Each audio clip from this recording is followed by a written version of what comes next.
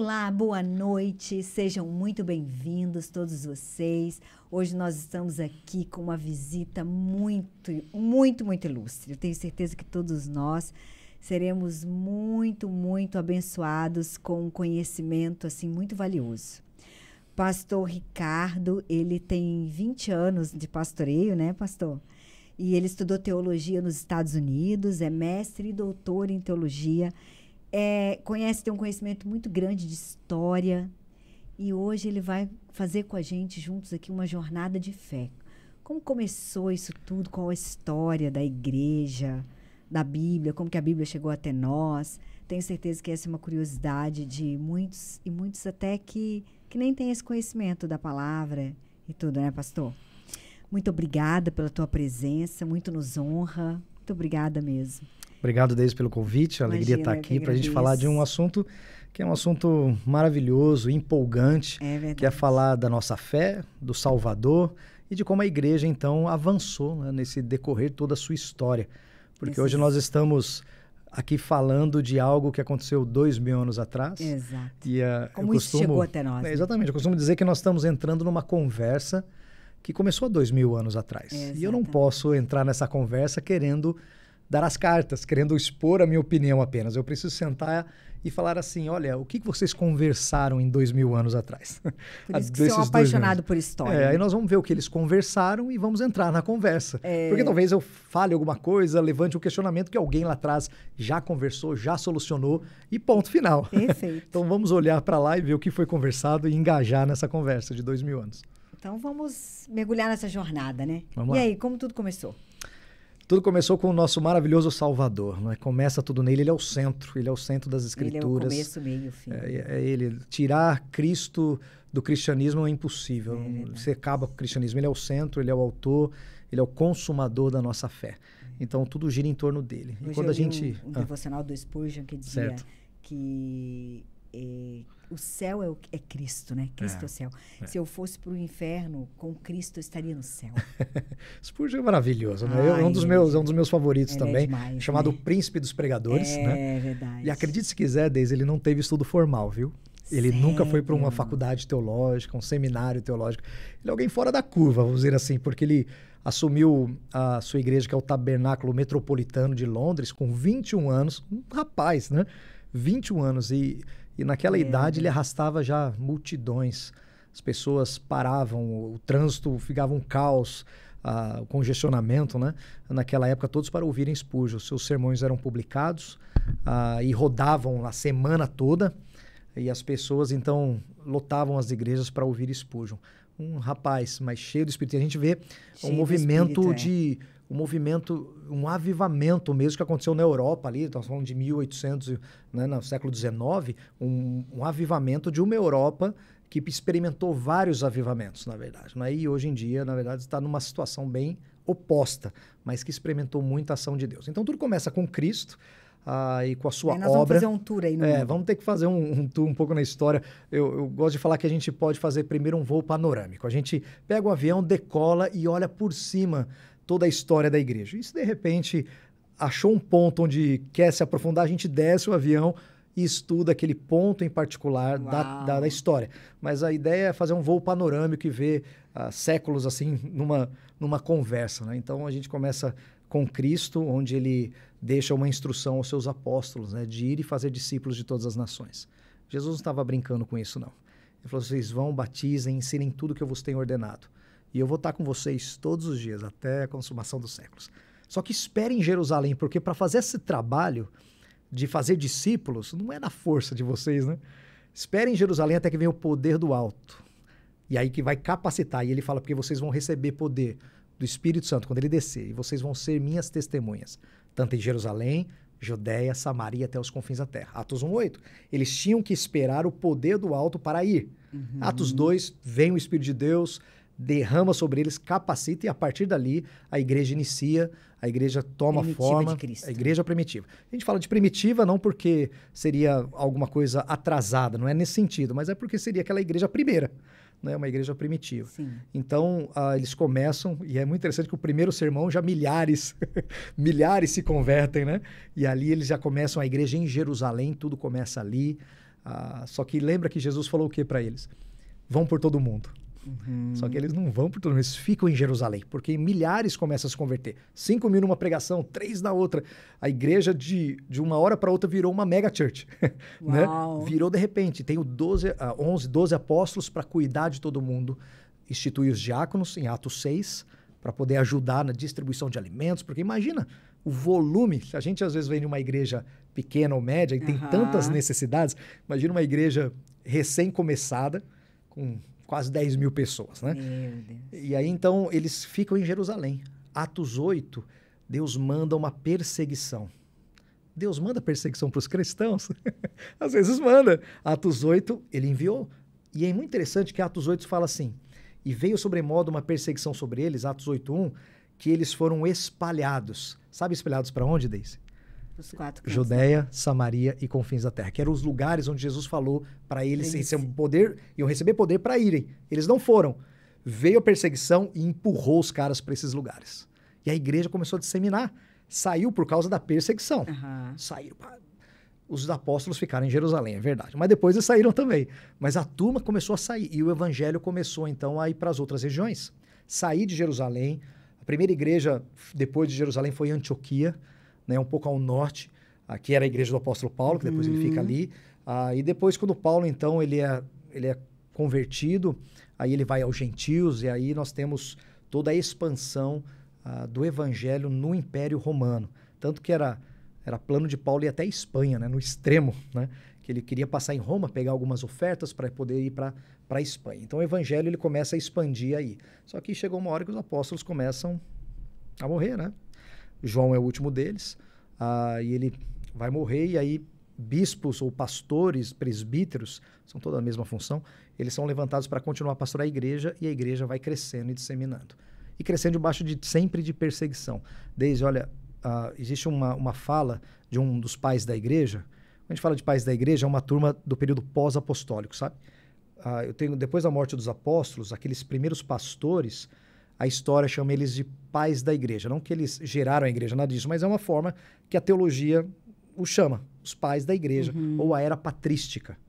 Então, esses pais da igreja, eles começam então a assumir os seus lugares, e um deles diz assim, que o sangue dos mártires é a semente da igreja. Quanto mais você matava os crentes, mais a igreja crescia. Coliseu viu coisas assim, não sei se você já esteve na Itália, já esteve lá. Eu estive lá e a minha emoção foi assim, bem diferente. Primeiro, você fica abismado pela grandiosidade. Fala assim, poxa, naquela época construir isso, né, um negócio assim. Mas, por outro lado, morreu muita gente nossa ali. Inácio de Antioquia, que era outro pai da igreja, nós estamos falando aqui de 107 depois de Cristo, ele foi... 107 depois de Cristo. 107, 110 por ali, ele foi preso e ele estava indo para Roma para ser martirizado. E no caminho, ele escreve 7 cartas às 7 igrejas, que ficaram conhecidas como as cartas de Inácio. E numa das suas cartas, ele escreve assim, agora eu estarei indo para a minha morte. E quando as feras estiverem dilacerando os meus membros, eu finalmente saberei o que é ser um discípulo de Cristo. Porque o martírio era o mais alto grau do discipulado. Então você não resistia ao martírio. Quanto mais a igreja era esmagada, mais ela crescia. Não que os caras queriam ser martirizados, mas eles entendiam a honra que era isso. E ele tanto fala assim, olha, quando as feras estiverem me comendo, aí sim eu vou ser um discípulo de Jesus. Olha a associação que eles faziam. Então a igreja era apertada e crescia. Era esmagada e crescia. Não é? Lembra Paulo em Coríntios, nós somos aqui apertados, mas nunca destruídos, né? Desanimados, mas nunca abatidos. Então a igreja crescia. Só que o Império Romano era terrível, não queria isso de jeito nenhum e perseguia os cristãos. Na verdade, olha só como é curioso isso. Porque nós cristãos, no começo da era cristã, a gente era acusado de 3 crimes. A gente era acusado de ateísmo, acredite se quiser, os cristãos são ateus. Por quê? Porque nós não adorávamos o imperador. Não adorávamos aquele panteão de deuses gregos que foram absorvidos no Império Romano. Então, quando falava assim, não, só Jesus é o Senhor, eles falavam assim, vocês são ateus, vocês não creem nos nossos deuses. Ateísmo. Segundo, incesto. a gente era acusado de incesto, porque irmão casava com irmã. Que irmão é esse? É irmão na fé, que a gente fala, o irmão é irmã, mas eles levavam isso literalmente. Então, incesto. E em terceiro lugar, canibalismo. Ah, irmão casava com irmão, mas era irmão em irmão Cristo. na fé, isso, irmão em Cristo. Mas eles olhavam como se fosse, então é incesto, tá vendo? Esse povo, além de ser ateu, comete incesto. E em terceiro são canibais, porque eles comem a carne e bebem o sangue de um defunto chamado Jesus. Essas eram acusações contra o cristianismo. Então, assim, entendia-se que tudo o que acontecia de ruim no império era porque os deuses não estão sendo apaziguados. E quem é que não está apaziguando? Quem é que não está oferecendo culto para os deuses, para que o império cresça? Os cristãos. Então, essa raça aí de incestuosos, essa raça de ateu, essa raça de canibal, acaba com eles, joga para as feras. E era Nero, para você ter uma ideia. Eles eram judeus aí eram gentios. Eram gentios, eram os romanos, né? Todo o Império Romano. Nero, para você ter uma ideia, ele acendia os seus jardins, faltava Não, mas eu digo, os cristãos dessa época eram judeus e gentios misturados. Judeus, né? Que vieram que e gentios que foram. Né? Exatamente. Era uma igreja já mista. Eu lembrei de um episódio que tem na terceira temporada agora do The Chosen. Já saiu no aplicativo. Sim. Tá em inglês, mas já tem, né? E eu não sei agora qual o capítulo, não sei se é o capítulo 4 ou se é o último agora que eu assisti, o 5º. Daí tem eles vão consertar o poço de água lá, o Pedro vai ajudar o Quintus, que era da guarda romana. Certo. E aí o Pedro, não sei o que ele pergunta lá pro Quintus, dos deuses deles, daí ele fala assim, mas aqui, escuta, quantos deuses que vocês têm?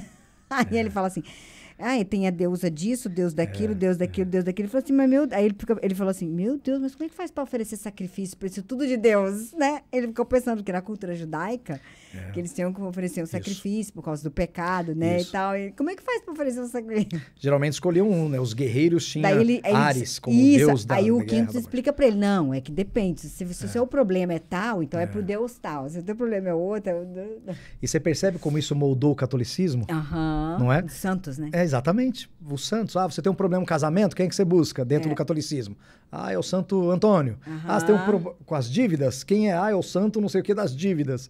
Tá vendo? É tudo uma concepção romana pagã que o catolicismo romano absorveu e aí virou esse sincretismo louco, né? Então você tem como nós éramos acusados desses 3 crimes, a gente ia para as arenas mesmo, pro Coliseu e era morto. Só que quanto mais matava, mais a igreja crescia, né?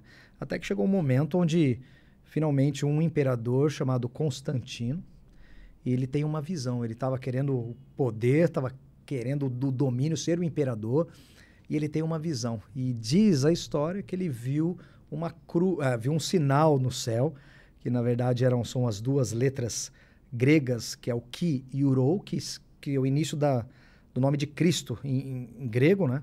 Cristo. E ele entendeu que aquilo era um símbolo cristão. E ele, então, pintou aquele símbolo nos escudos dos seus soldados, nos emblemas, e ele venceu aquela guerra e se tornou imperador. E ele deu crédito àquela vitória a Cristo. Então, a partir daquele momento, não que o império se tornou cristão, mas a partir daquele momento, ele autoriza o cristianismo a existir. Ele não é mais perseguido. Então, nós temos o Edito de Milão, de 313, onde agora os cristãos não são mais perseguidos. Lógico que depois o cristianismo, no mesmo século, ele se torna a religião oficial do império. Mas ali, então, ele já sai das cavernas, sai das catacumbas onde eles se reuniam, não são mais escondidos. E agora, finalmente, eles podem fazer o que nós estamos fazendo, conversando sobre teologia. Quem é Jesus de fato? Quais são os livros inspirados? Como é que a gente sabe da história de Jesus? Aí eles vão começar agora a desenvolver e organizar a sua teologia. Porque agora eles podem se reunir. E a partir, então, nós vamos dizer, desse concílio, que foi o concílio de Nicéia, em 325, aí nós temos a formulação dos credos, que é a expressão da nossa fé que nós defendemos até hoje. Então você vê que ali, então, começou, né? Começou toda essa nossa história da igreja, da formulação das nossas doutrinas e coisas que a gente defende até os dias de hoje. E aí chegamos na Europa, né? É lógico que a Europa, ela é por causa de Roma, né, que se tornou o centro do império, e o bispo de Roma, ele se tornou muito poderoso, politicamente falando mesmo, né? E Roma começa a ser a parte central de todo o império e de toda da religião. e o sistema papal é instituído, onde eu tenho um bispo acima dos outros bispos, onde ele começa a controlar e liberar perdão, e quem não concorda com ele excomunga. E dentro do sistema religioso do catolicismo romano, a salvação é somente na igreja. Se você estiver fora da igreja, você está fora da salvação. Que rei que quer passar a eternidade no inferno? Então ele se submetia ao Papa, porque o Papa é que não excomungava e dava o perdão dos pecados, e o Papa começou, esse próprio Papa começou a dizer quem ia ser o imperador, quem não ia ser. Então você tem toda uma pessoa jogando as peças num tabuleiro. Aí ele adquiriu muito poder. E até chegar num ponto onde ele começou a vender algo que chama indulgências. Eu tenho aqui um pedaço de papel. E se você comprar esse pedaço de papel, você vai ter garantida a vida eterna. Ou o teu pai, avô, que está no purgatório, vai sair de lá. E aí existe um vendedor de indulgências que chama John Tetzel, que foi o campeão de vendas. Sério? E ele tinha uma frase que dizia o seguinte... Era bom vendedor. Era bom vendedor. E ele tinha uma frase que ele dizia o seguinte: toda vez que uma moeda no fundo do cofre cai, uma alma do purgatório sai. Então, e esse era o apelo. Ele pertencia à Igreja Católica Romana. Ele vendia indulgências, né? Então, e falava assim, o Papa ele pode perdoar qualquer um dos seus pecados, ele pode tirar qualquer um do purgatório. Então tanta graça por tão pouca moeda. Então dê uma moedinha e tire. Então, você está ouvindo? Olha o teu avô, está no purgatório, gritando, me ajuda, meu neto. Uma pequena moeda, tira ele de lá. Olha a técnica de venda, né? Apelando pro emocional. E as pessoas que às vezes não tinham quase nada, esse povo do marketing davam. Isso fortíssimo. Aí. Tanto que você vai lá, você foi no Vaticano, não foi? Foi, Tudo aquilo, dinheiro de indulgência. Aquilo lá é daquela época. Aquela Basílica de São Pedro é daquela época. O Papa Leão X recolheu indulgência para a construção da Basílica de São Pedro. Quando você vê toda aquela estrutura, é tudo dinheiro primariamente de indulgências, né? Do povo que tinha muito menos recursos do que nós temos hoje, né? Pra você ver. Você está pisando, olhando para a história. Por isso que chega a ser até macabro. Você olha a beleza de uma arquitetura, que isso não tem como negar, certo? É uma beleza da arquitetura do local. Perfeito. Mas a história que está por trás disso é uma história sombria, né? Então, até que um dia... Tem aquela Capela Sistina, não, de brincadeira, né? E a arte que está lá também, né? Dos pintores italianos e tudo mais. Agora, aí um padre, na verdade um frade agostiniano, se levanta, começa a ler a Bíblia e fala, esse negócio está errado. Não é pela indulgência, não é por algo que você paga, não é por algo que você faz. Você é justificado, você é declarado inocente diante de Deus, não pelo dinheiro que você dá, não pelas boas obras que você faz. Você é justificado, declarado inocente diante de Deus pelos méritos de Cristo. É por meio da fé.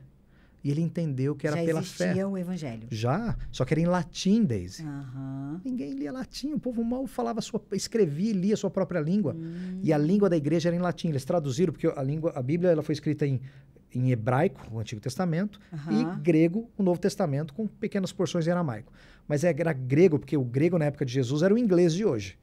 Era a língua comercial. Entendi. Todo mundo, não é que todo mundo falava, mas era a língua comercial. Então, o texto ele foi escrito em grego, que era a língua corrente internacional. Então, o Antigo Testamento era em hebraico, porque é a língua judaica. Né? Foi para o povo. E o Novo Testamento é em grego, porque era a língua comercial, língua internacional. E o povo não falava grego? O povo não. O comércio girava em grego. Né? Tá falando grego? Tá falando grego. O povo não falava grego, o povo falava aramaico. Essa era a língua de Jesus, era o aramaico. Lógico que eles sabiam hebraico, que era a língua do povo judeu, a língua da escritura, mas o dia a dia eles falavam em aramaico. Lembra Paixão de Cristo, assistiu? Sim. Aquilo era aramaico, eu não sei como o Mel Gibson fez os estudos dele lá, que ele conseguiu fazer o filme em aramaico, né? Então, aquela língua que você ouve na Paixão de Cristo é aramaico. Então, eles falavam aquilo, mas o grego era essa língua internacional. E as cartas, por exemplo, cartas de Paulo, por mais que ela foi para Galácia, ou para Éfeso, ou para Tessalônica, elas circulavam. Né? As cartas gerais, as cartas de Pedro, de João, elas circulavam. Então, o grego facilitava isso. Né? Só que chegou numa hora que a igreja falou assim, não é mais grego, é latim. Essa é a língua da igreja. E traduziu, Jerônimo, então, traduz para o latim. E aí, o povo perdeu o acesso à Bíblia. Quem é que sabe latim? Dominus, Hominus, Christus. O povo só fala o amém, por causa da cadência da voz. Não é? Então, aí Martinho Lutero falou assim, se o povo tivesse a Bíblia, ele traduz a Bíblia para o alemão. Não é? Quando ele traduz para o alemão, aí rompe com o catolicismo, porque o povo ele começa a ver o que a Igreja Romana está ensinando, saiu muito longe daquilo que Jesus ensinou lá atrás. Entendi. Quando que indulgências, que comprar um pedaço de papel te dá um lugar no céu? Nunca, Jesus nunca ensinou isso. Aí começaram a ver esses erros grotescos. E Martinho Lutero foi esse homem que começou a falar sobre isso.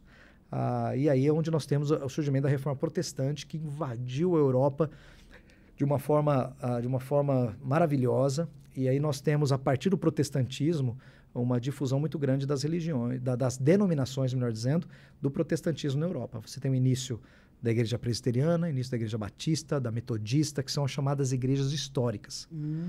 A luterana, anglicana, batistas, presbiterianos, menonitas, também é daquela época. E aí você tem uma grande disseminação. O catolicismo vai falar mal da gente disso, sabe? Tá vendo o que vocês fizeram? Mas acontece que nós agora temos um olhar assim, nós não precisamos do Papa mais. O sacerdócio universal de todos os crentes. Esse era um dos pontos do protestantismo. Você, Deise, pode ir a Deus a hora que você quiser. Você não precisa mais do Papa ou do Padre. Não precisa alguém para interceder por você. Você vai diante de Deus por meio de Cristo Jesus, né? Então agora você não precisa mais deles. Olha como tirou o poder. Você quer ouvir a voz de Deus? Está na Bíblia. Você não precisa mais que ele te fale. Leia na tua língua. Aí houve uma separação radical. Só que aí, separação radical, a oferta caiu. Virou um horror. E aí? E aí, lógico que eles vão querer cortar as igrejas, parar, pressionar, mas quanto mais você pressiona, mais cresce. Mais cresce, é o que a história diz. Quanto mais você igual aperta... pão, né? Quanto mais bate, mais cresce. Mais bate, mais cresce. Exatamente, igual a massa, né? E a igreja vai crescendo, vai crescendo. E aí a igreja tomou muito parte da Europa. Muitos governantes aproveitaram a deixa. Por exemplo, a Inglaterra foi um deles. Aproveitaram a deixa que o Papa estava perdendo o controle e eles saíram para sair debaixo da... a igreja anglicana não necessariamente era uma igreja que queria uma reforma. Eles queriam sair debaixo do Papa, da autoridade do Papa. Teve uns conflitos lá com a questão de casamento de Dom Henrique VIII, mas ele quis sair debaixo do controle do Papa e fez uma igreja estatal. Uma igreja como a igreja católica, só na Inglaterra, uma igreja estatal. E dali começam outras denominações protestantes depois, o movimento puritano, tudo dali. E a Europa, então, é disseminada, passa por vários avivamentos, até que essas pessoas, esses protestantes, principalmente os puritanos, fugindo da perseguição da igreja inglesa, vão aos Estados Unidos. E aí começa a história da colonização americana. O Mayflower, eles chegam lá e aquele inverno rigoroso, os índios ajudam, tem o Thanksgiving, tem toda aquela história. Então, você tem toda essa locomoção, vamos dizer assim, essa migração de pessoas, de puritanos para os Estados Unidos, fazendo dos Estados Unidos um lugar protestante. Se você vai em Boston, nas grandes universidades, em Harvard, por exemplo, você vai ver que Harvard foi instituída para ser um lugar para preparar obreiros para o ministério. Essa foi a primeira razão de Harvard ser erigida, para criar obreiros para o ministério. Lógico que ele tomou outra dimensão, mas você vê, era uma nação que estava sendo instituída para ser uma nação protestante, fugindo daquela pressão lá do outro lado. E a igreja, mesmo assim, tomou a América do Norte, depois a América do Sul, e agora chegando nos últimos séculos, né, nós estamos vendo uma mudança um pouco no comportamento. Nós estamos entrando numa era chamada pós-cristã, onde há um esfriamento, né, na Europa. Igrejas estão se tornando bares, boates e até mesquitas muçulmanas. As famílias cristãs, que se chamavam cristãs, estão tendo um filho só. Algumas não querem nem mais ter filhos. Os muçulmanos imigrantes estão vindo do Oriente Médio, do Norte da África, eles estão indo para a Europa e estão tendo 7 filhos, 6 filhos. É só fazer uma matemática daqui a alguns anos que vai acontecer, certo? O europeu não tendo filhos, os muçulmanos chegando na Europa e tendo 7 filhos. É matemática. Daqui a pouco a Europa vai ser de maioria muçulmana. Né? Isso é matemática. A não ser que haja uma intervenção, é claro, divina, mas matematicamente é isso, é um dos planos que eles têm. Então ela começa então a ser islamizada. as igrejas começam a ser fechadas e o evangelho parece que se tornou algo do passado lá. Do passado. Enquanto está borbulhando aqui no hemisfério sul, no norte parece que alguma coisa do passado. E nós estamos voltando a olhar para a Europa como campo missionário deles. Assim, de olhar para lá e falar assim, precisamos de novo, de pessoas comprometidas. Se você vê estatísticas, são 0,9% de protestantes na França, 1,2% na Itália, e esses percentuais mínimos, né, nos países. E quando a gente olha para a Europa, fala, a Europa já foi evangelizada. Aquela geração lá de centenas de séculos atrás foi. Essa nova geração não, eles não sabem quem é Jesus. Acham que a religião não serve para nada, né? E os jovens, drogas, vida profana e secularizada, e não querem saber de Deus. Então existe esse grande desafio de nós olharmos de novo para lá. Se a gente olhar no contexto político de globalização, nova ordem mundial, isso está alinhado, né? Está tudo alinhado. Está tudo alinhado. Tudo alinhado. Não tem como fugir de um olhar profético, vamos dizer assim, quando eu falo profético, apocalíptico, né? De tudo aquilo que vai vir. Claro que aqui a gente precisa colocar um pouco na mesa algumas vertentes escatológicas que tem. Porque, acredite se quiser, não é todo mundo que vê escatologia, o apocalipse da mesma forma. É claro, 90%, eu vou arriscar aqui um percentual de 93% das igrejas evangélicas, elas têm uma mesma visão, que é um sistema chamado pré-tribulacionismo. Pré-tribulacionismo e pré-milenismo. Esse pacote. Mas não são todas as igrejas que abraçam isso, existem outras formas de entender. Não é? Mas se a gente olhar para essa grande massa de evangélicos que são pré-tribulacionistas, pré-milenistas, nesse sistema escatológico, as coisas precisam ir de mal a pior. Porque é profético nesse sistema. Quando eu falo pré-tribulacionista, nós estamos falando da volta de Jesus antes da grande tribulação. Esse sistema acredita que Jesus arrebata a sua igreja antes da grande tribulação. E por isso que é pré-tribulacionista. Então, antes da grande tribulação, antes do anticristo vir reinar, antes dos selos, das trombetas e das taças que vão ser derramadas, a igreja é tirada num arrebatamento secreto. Esse é o sistema pré-tribulacionista. Pré-tribulacionista, não é? Não são todos que vêm dessa forma. Mas nesse sistema, as coisas têm que ir de mal a pior. Para que haja a ascensão de alguém que vai colocar ordem ao caos. Exato. Que é a figura do anticristo dentro desse sistema.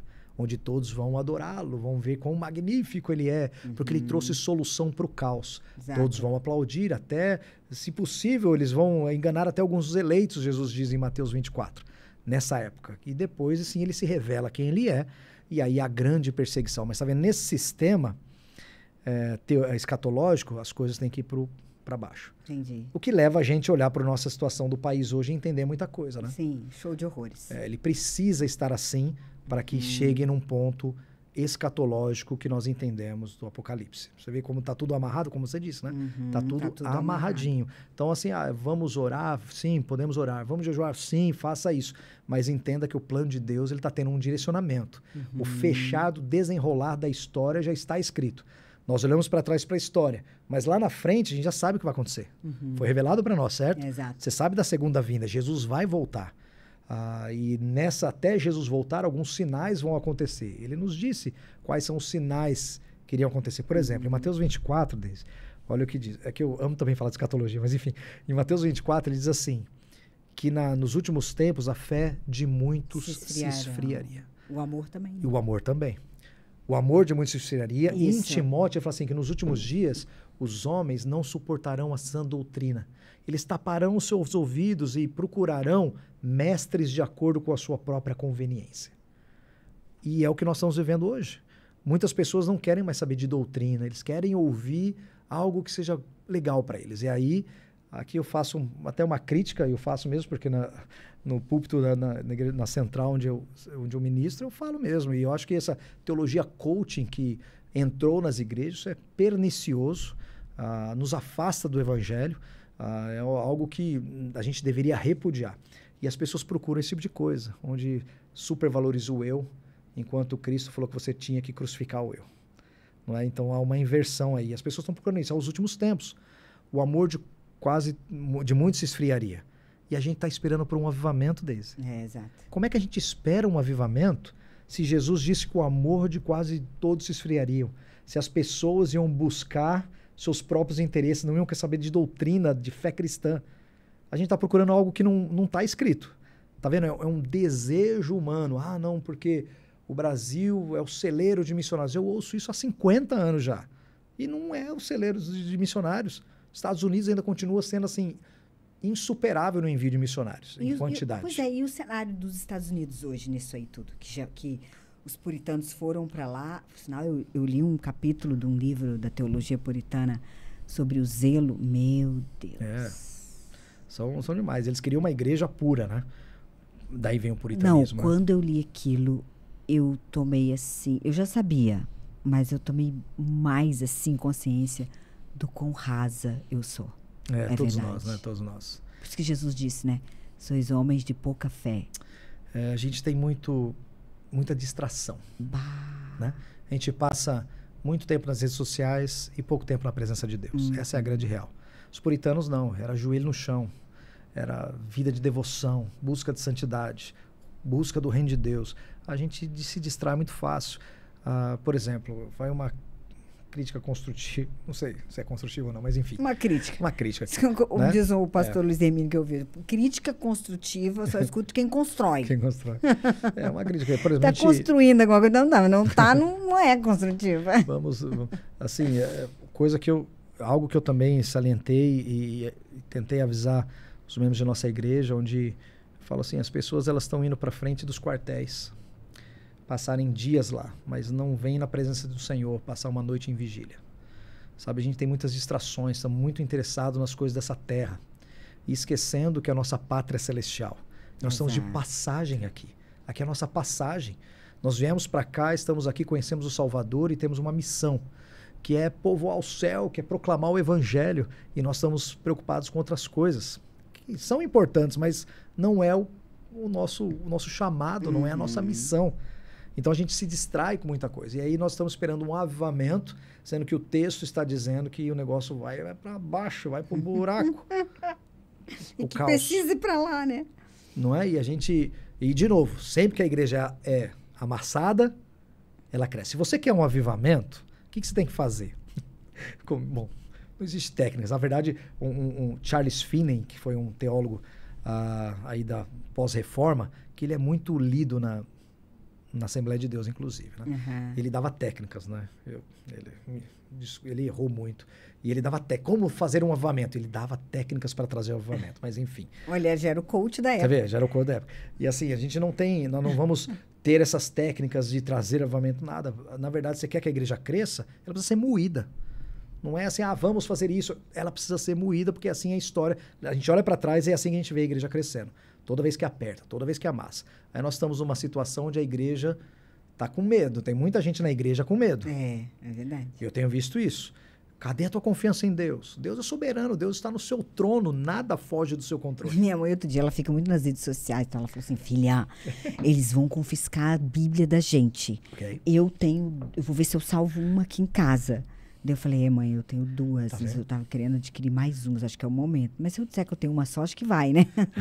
Tá vendo? Começa a ter uma preocupação com a Bíblia. Antes ela ficava lá. Opa, o governo vai confiscar, deixa eu pegar ela aqui. Viu, meu? Tá apertando, vamos ler. Vamos adorar. Tá vendo? Tá apertando, o povo tá vindo para Deus. Não é? Então, as coisas precisam ir para uma outra direção, para o povo de Deus reagir. Então, a gente está pedindo uma mudança e talvez esse quadro negativo... Hoje eu estava falando isso com o meu personal de boxe, porque eu chamo ele de Simão Zelote, sabe? Ele tem aquela coisa do Simão Zelote, assim. Aí eu chamo ele de Simão Zelote. De cortar a orelha de um, né? Se fosse eu falei para ele, ô Simão Zelote, ele disse, se fosse ele, aquele soldado lá do exército, não sei porque eu não assisto show de horrores, mas a posse do teu presidente, Do meu? Não... É do teu. Eu tenho presidente. Aposto do teu presidente. Do teu atual presidente. Eu tenho um rei, é Jesus. O meu também é esse, é Jesus, é esse. Eu tenho um rei. O meu reino é o reino dele, é isso aí. Minha pátria é o reino de Deus. É isso aí, eu tenho um rei. Ele é o meu presidente, ele é o meu rei, o meu tudo. É isso aí. O resto eu desconheço. Mas, enfim, daí que se ele fosse aquele soldado que eu pegava aquele espada, cortava. Eu falei, ô, Simão Zelote. Daí eu falo para ele, ele fala assim, Deise, mas pensa comigo. A gente vive hoje numa situação em que o Supremo Tribunal Federal, que é a instância máxima, tá corrompido, você vai recorrer a quem? Eu falei, esse é o ponto. Quando você vê que ninguém na Terra mais pode socorrer, tu vai recorrer ao céu, tu vai para Deus, é esse o ponto. Precisou chegar nisso para as pessoas verem, né? Uns confiam em cavalos, outros em homens, e nós confiamos no Senhor. Isso. Você vê, essa é a história da igreja. Ela aperta, ela cresce, ela se volta ao seu Senhor. Né? Deus, socorro. Onde eu vou? Eleva os meus olhos para os montes, de onde me virá o socorro? Meu socorro vem do Senhor. Ele olha para o Senhor, não olha para homem A, B ou C. Exato. Porque se olha para um homem A, B ou C, o homem vai frustrar, o homem viaja, o homem vai embora. Não é? Agora, a tua confiança está em quem? E eu entendo que muito disso que está acontecendo é para a igreja acordar em algumas coisas, sabe? E voltar a colocar a sua confiança em Deus, não em homens, A, B ou C. E entender o seu propósito nessa terra, que não é ficar aqui ganhando, deitado eternamente em berço esplêndido, mas sim, nós estamos de passagem. Junte tesouros no céu. E você prega o evangelho, faça discípulos. Então, acho que essa é a nossa jornada de fé. Não é? A gente começou lá 2000 anos atrás e ainda estamos nessa jornada. E ela vai encerrar quando o Salvador vier nos buscar. Não é? Então, nessa jornada, o objetivo é o mesmo ainda.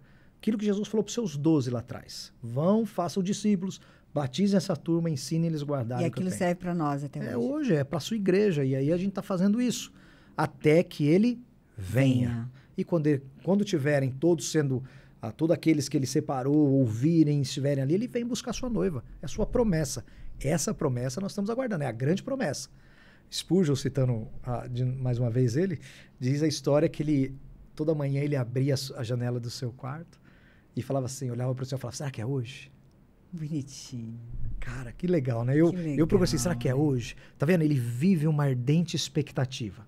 A minha ardente expectativa, que era a mesma de Paulo, e Paulo dizia, eu estou ansioso para estar com Cristo, né?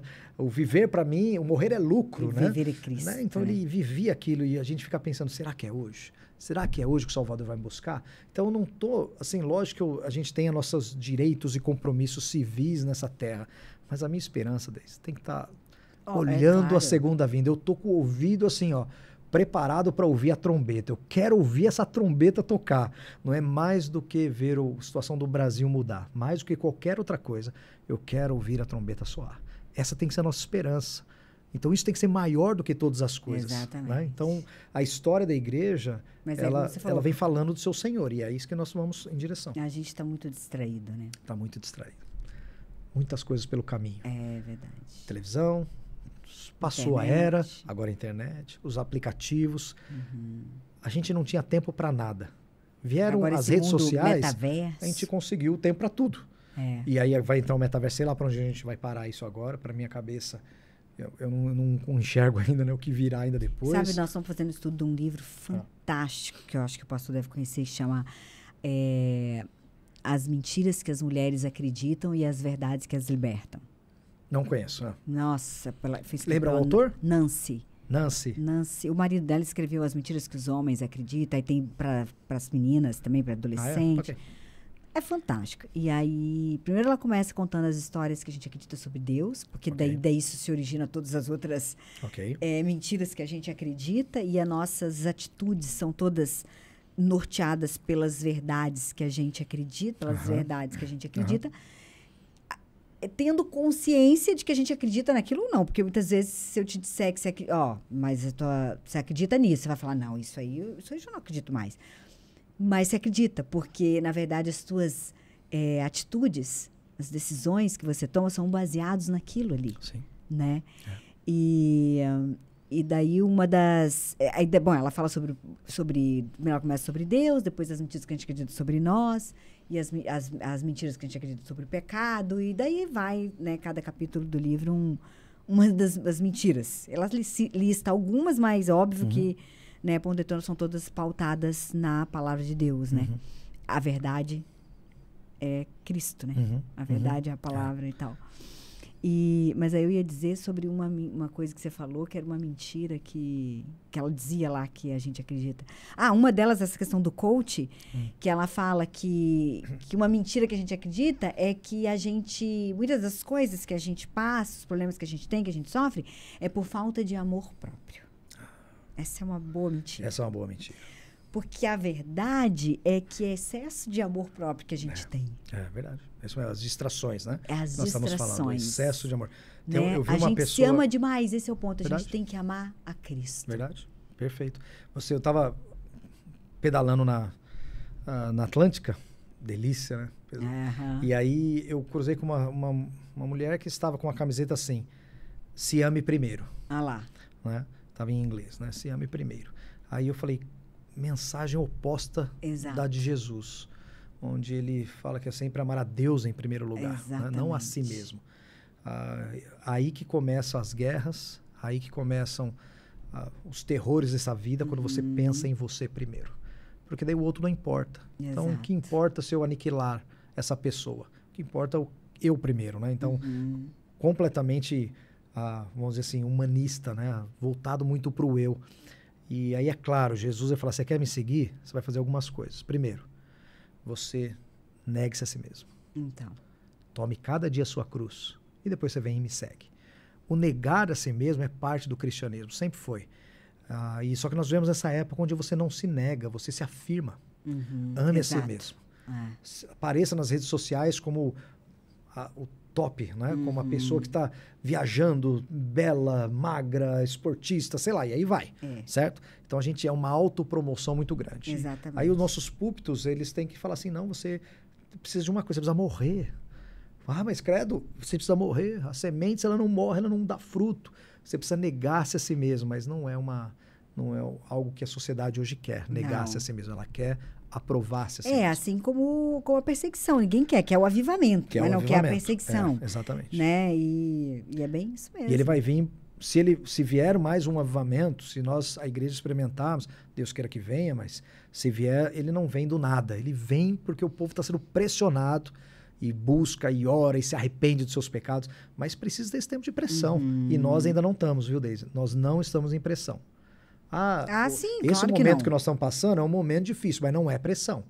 Os pastores ainda não estão sendo jogados na cadeia. As igrejas não estão sendo queimadas. Não estou falando aqui de pessoas que vão, daqui a pouco, tá discutindo algo que vão começar a taxar a igreja. Isso não é perseguição, não. Perseguição é quando começar a queimar a igreja, jogar a gente na cadeia.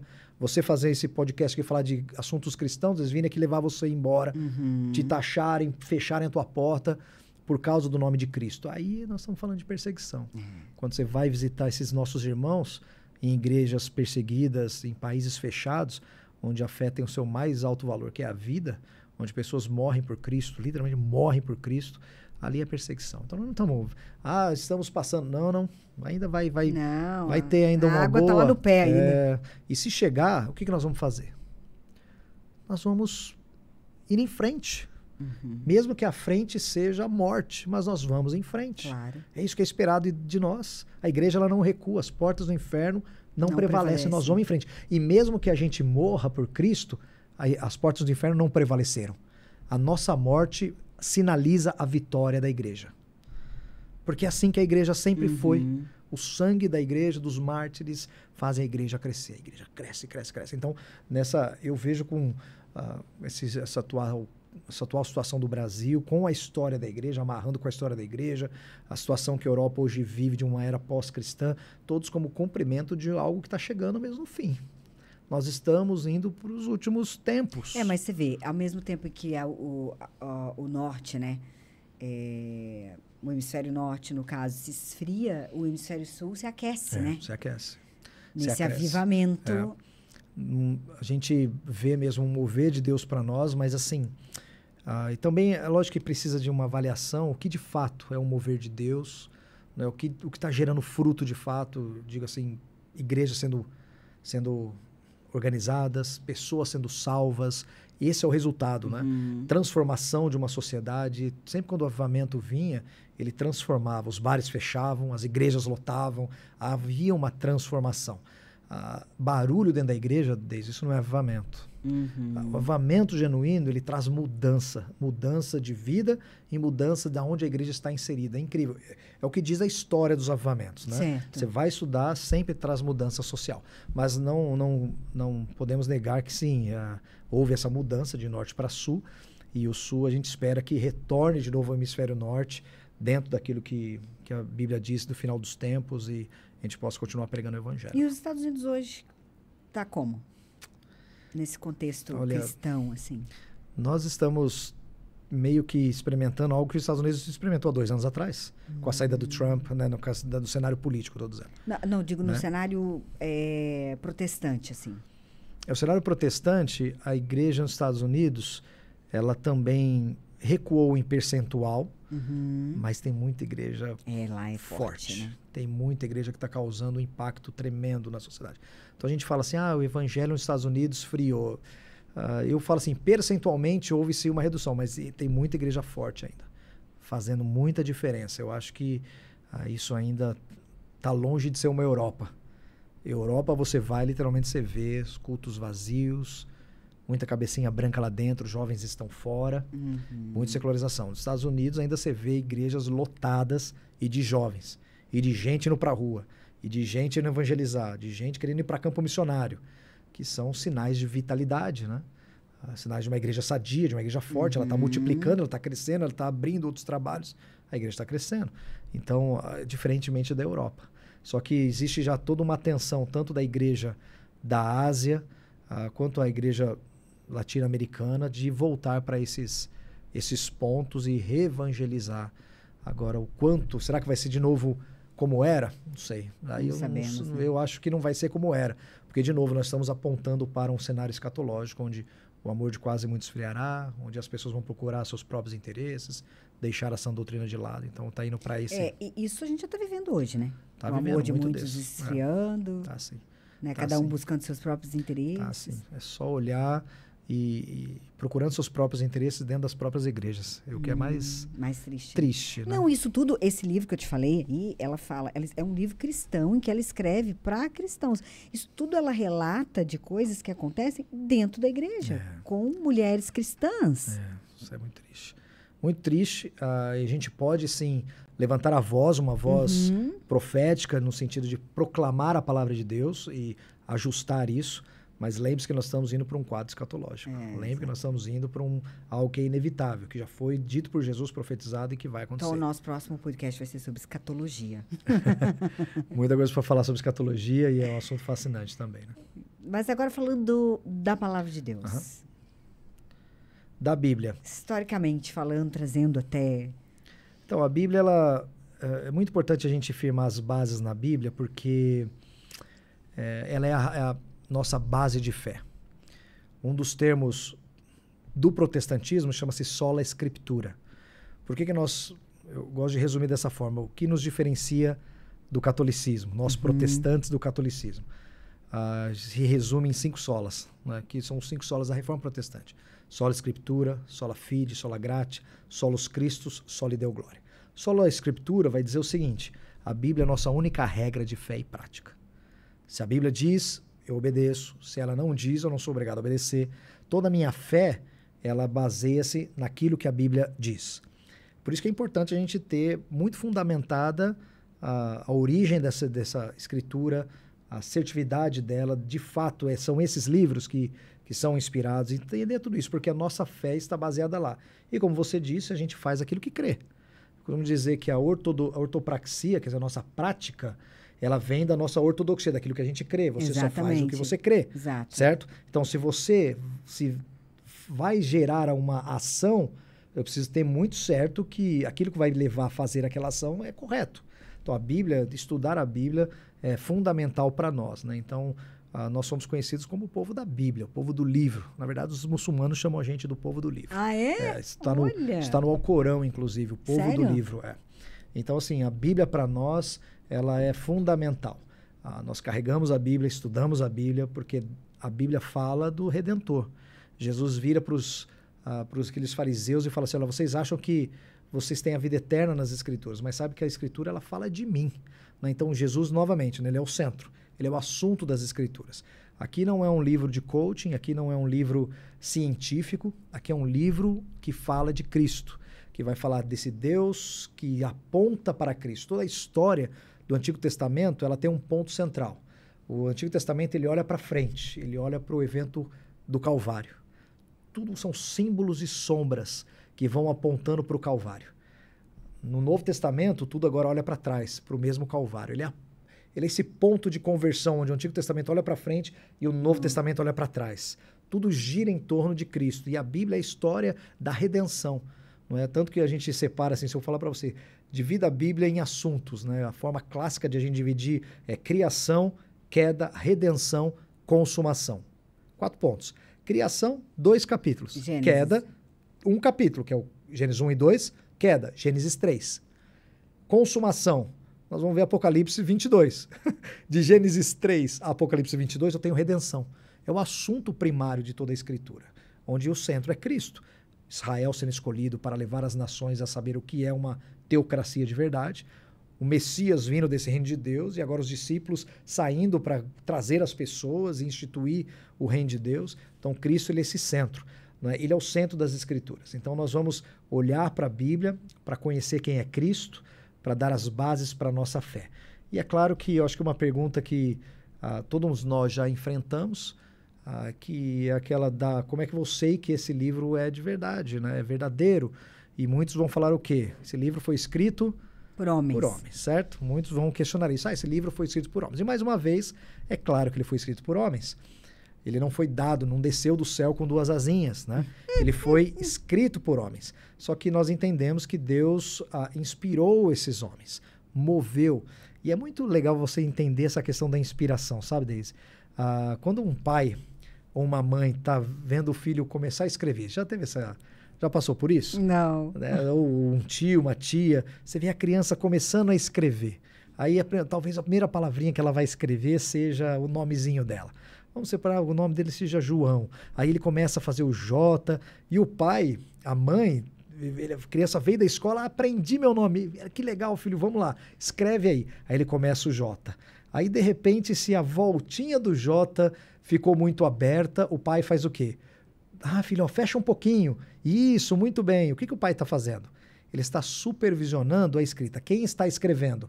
É a criança. Uhum. Mas o pai está supervisionando a escrita. Ele não está deixando a criança escrever errado. Uhum. Tá vendo? Muito bem, agora é o ozinho. É assim, né, pai? Isso, é o O. Tem a perninha, isso. E ele vai supervisionando. Nós entendemos que a inspiração é exatamente essa supervisão do Espírito Santo sobre os autores humanos. Eles sim escreveram palavras, eles escreveram.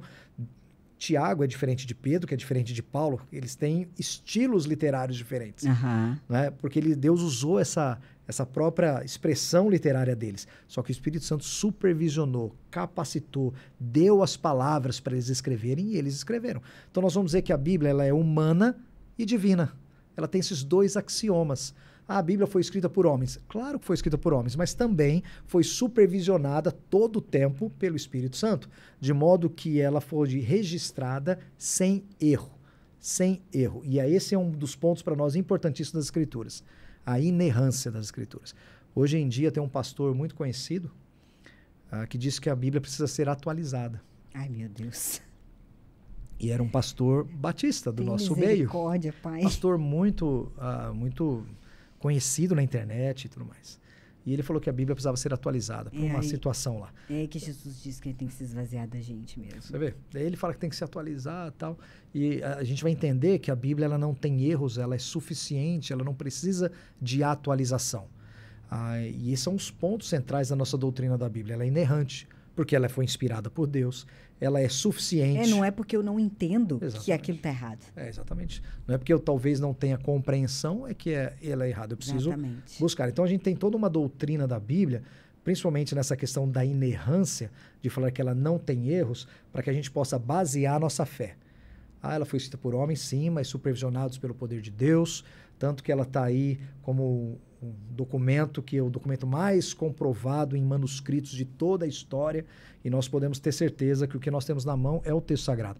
Inclusive, uma última grande descoberta que teve, que foi acho que na década de 40 para 50, que foram os rolos do Mar Morto, que acharam lá numa caverna, dentro de vasos, rolos, pergaminhos, que datam lá dos primeiros séculos, e quando foram estudar, é exatamente o que nós temos aqui. É lógico que existem variantes textuais, né? Dentro dessa ciência que estuda a literatura, chama crítica textual, nós temos, que não estuda só a Bíblia, estuda todos os outros documentos, eles vão para avaliar se o documento é de genuíno ou não.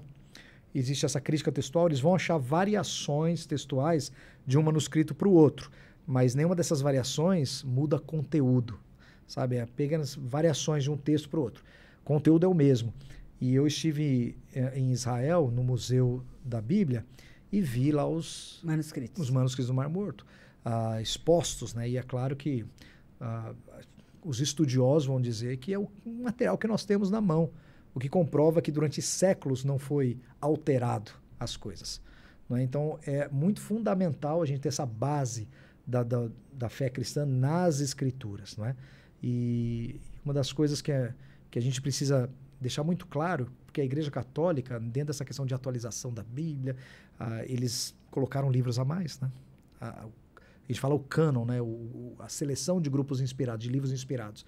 Do catolicismo, eles têm 70, não são 66, são 73, se eu não me engano. Tem alguns no Velho Testamento a mais, que eles adicionaram. E a gente fala, não, o cânon está fechado, não pode adicionar.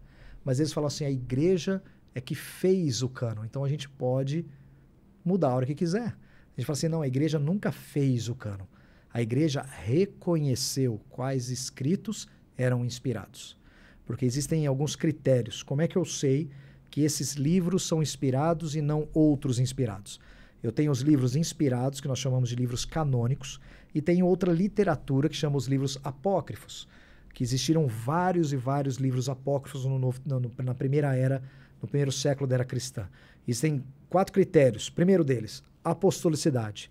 Um livro, para ser reconhecido como inspirado, ele tinha que ter sido escrito por um apóstolo ou alguém próximo ao apóstolo. Vamos fazer uma prova real? Vamos. Mateus, apóstolo ou não? Apóstolo. Apóstolo. Então, passou. Andou com Jesus, ele passa. Uhum. Marcos, apóstolo ou não? Marcos não foi apóstolo. Marcos não foi apóstolo. Mas andou então, segura aí. Marcos não foi apóstolo. Lucas. Lucas não foi apóstolo. Segura ele aí de cantinho. João foi. Então, tem o Mateus e João, 2 evangelhos, ok. E os outros 2? Né? Atos, quem escreveu foi Lucas, então tá do ladinho. Aí eu tenho 13 cartas Paulo? agora. Paulo apóstolo, certo? Então, todas as cartas de Paulo passaram. As 2 de Pedro, ok. Não, e Paulo escreveu 75% do Novo Testamento. Certo? Então, nós estamos garantido aí a maioria.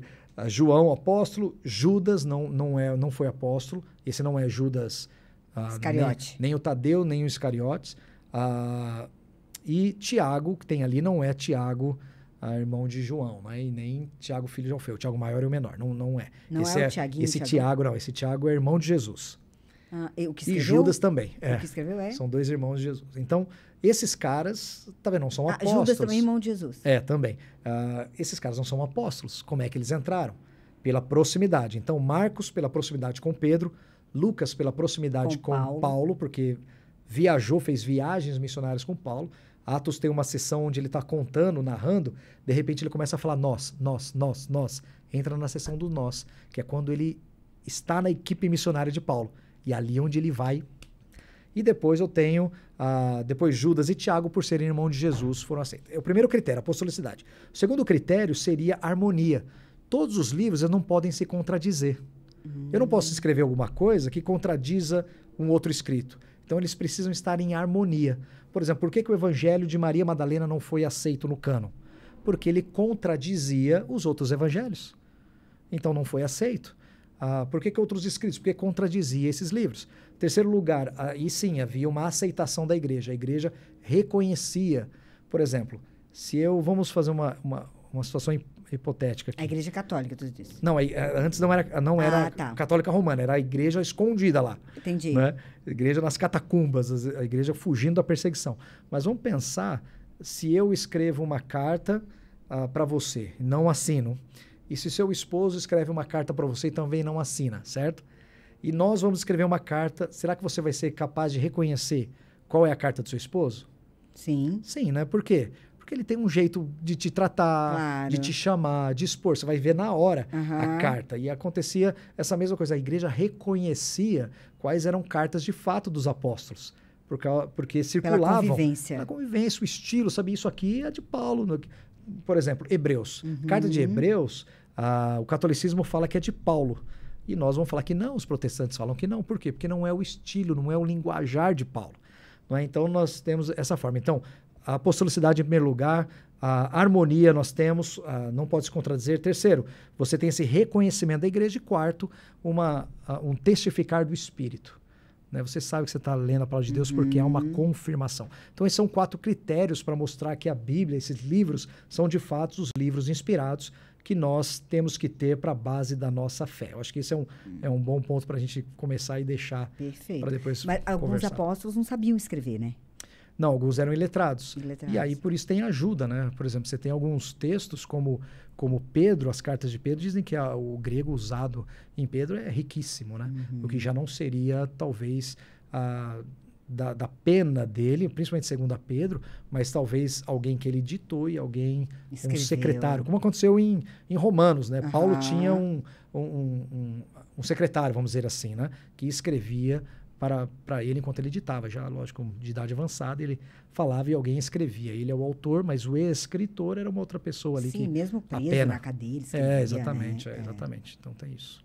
Mas Paulo era muito letrado e tudo, né? Paulo sim. Né? Paulo aí quando ele fala de línguas, eu falo assim, ninguém fala mais línguas do que eu. Ele está se referindo a línguas humanas mesmo, né? Ele falava grego, hebraico, aramaico e talvez algumas outras dialetos lá da região dele, né? A história dele é incrível, né? É incrível. Ele era altamente iletrado, excedia muitos da sua própria idade, ele fala, né? Eu excedo a muitos da minha própria idade, zeloso. E ele era judeu? Judeu de cidadania italiana. Era, cidadania né? romana. Né? Por nascimento, mas era judeu, zeloso e fariseu. E o Senhor o alcançou, alguém altamente capacitado, mas alcançou também um Pedro, um pescador iletrado. Né? E tratou os dois como apóstolos, chamou os dois têm o seu lugar no reino, a sua função, e foram duas pessoas extremamente importantes para a nossa fé. E autores de cartas, né, inspiradas para a igreja, para o nosso crescimento. E assim chegou a palavra até nós, né? Lógico que ela vai passar por muitos desafios, mas depois que nós temos, acho que, se não me engano, a nossa mais antiga lista relacionando os 66 livros é a carta pascal de Atanásio, que é do 4º século. Né? Nós temos uma carta no 4º século já falando dos 66 livros. Então, e é muito engraçado porque a Bíblia tem 66 livros, né? E o livro de Isaías também tem, né? Tem. 66 capítulos. Pode ser assim, até uma coincidência, porque assim, os capítulos, eles não estão no texto original, né? Nem capítulo, nem versículo. Imagina uma carta, é um texto corrido, né? É um texto corrido. Foi colocado capítulos e versículos no decorrer do período para a gente se situar.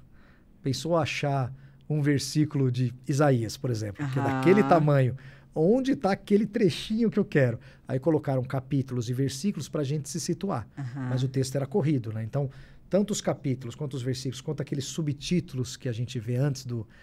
por exemplo, as bem-aventuranças, aí começa, né? Esses subtítulos, os capítulos, os versículos não pertencem aos textos originais, que a gente chama de autógrafos, né? No autógrafo não é só assinatura de alguém famosa, né? Mas significa os textos originais. Não fazem partes. E a gente sabe disso. Foi adicionado posteriormente para a nossa localização, né? Para a gente se situar dentro do texto. E o texto ele vem avançando, foi traduzido para outras línguas. É o livro mais traduzido, mais vendido, mais lido de toda a história em todo o mundo. Por isso que nós das somos as Escrituras. pessoas do livro. Por isso nós somos a pessoa do livro. Por isso que ele é a base da nossa fé. E não tem jeito. Na igreja, ela tem que ser aberta. Ela tem que ser pregada. Assim é há 2000 anos. E assim continua sendo. O púlpito... Agora eu te falo, sabe por quê? Até essas coisas têm a ver. Quando você entra na igreja, qual é a estrutura da tua igreja? Pensa. Você entra, o que tem lá no meio? Lá na frente. Um tablado. Um tablado. E o que tem naquele tablado? Lá em cima, lá no meio. Um microfone. E esse microfone está na frente do quê? Bom, talvez a tua igreja seja um pouco diferente. Um né? púlpito. Um púlpito, geralmente é essa, certo? Um púlpito. Ele tem uma razão de estar lá. A gente começa uma igreja, abre uma salinha, já bota um púlpito lá. Porque dentro da linguagem protestante, a palavra de Deus ela é central. Ela está no meio. Tudo gira em torno da palavra. Isso é uma das características do protestantismo, do sola escritura. O púlpito está no meio não é para a gente se ver melhor, é porque a palavra é central. Se você entra numa igreja católica, como é que é? Você entra... Você já foi numa igreja católica? Já. Né? Geralmente você entra, tem uma bacia na frente, né? Uma bacia, mal de falar, tem com água, não é? Geralmente é do lado, assim. Do ladinho, mas é uma das primeiras coisas que você entra, tem no água, certo? Tem água. Por quê? Porque você entra pela igreja como? Pelo batismo. É um símbolo. Lá na frente, o que tem no meio? O que tem no meio do lá da frente? Não é o púlpito na igreja católica. Não é. O que é? Lembra? Geralmente tem uns santos, assim. Então, mas lá na frente tem o que eles chamam de altar. E no altar tem uma mesa. Por quê? Porque a centralidade da missa é a Eucaristia. Tanto que o padre, ele chega o quê? Com aquele castiçal que tem tem uma hóstia no meio. Porque, Deise, toda missa, Cristo está sendo sacrificado de novo. Essa é a teologia católica. Toda missa ele é sacrificado de novo. Então ele entra com aquela hóstia e ele vai fazer o quê? A Eucaristia, a comunhão, o sacrifício. Cristo está sendo sacrificado de novo na hóstia. Porque eles creem literalmente que o pão e o cálice vão virar o corpo e o sangue de Cristo. Quando o padre levanta e fala assim, esse é meu corpo, aquilo vai se transformar, o que a gente chama de transubstanciação. A substância muda, por isso que eles não mastigam a hóstia. Porque se mastigar pode sangrar dentro da teologia católica. Então ele só bota ali e derrete. Então o centro do culto deles é a mesa. Por isso que a mesa está no centro. O púlpito está do ladinho. Percebe? É verdade. Como é tudo organizado, a gente não... Nas igrejas protestantes, você vai na Europa e vai naquelas igrejas mais antigas, o púlpito, ele é no meio e você sobe uma escada em caracol. Por quê? Porque é um simbolismo que a Bíblia, o púlpito, eles têm que estar acima de tudo.